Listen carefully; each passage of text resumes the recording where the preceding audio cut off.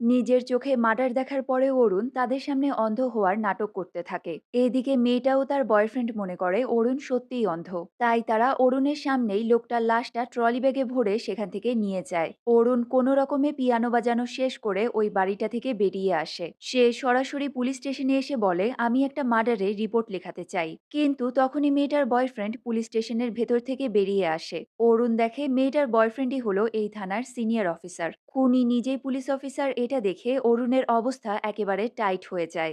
এবার সে তার কথা ঘুরিয়ে বলে, 2 দিন ধরে আমার বিড়ালটাকে কোথাও খুঁজে পাচ্ছি না।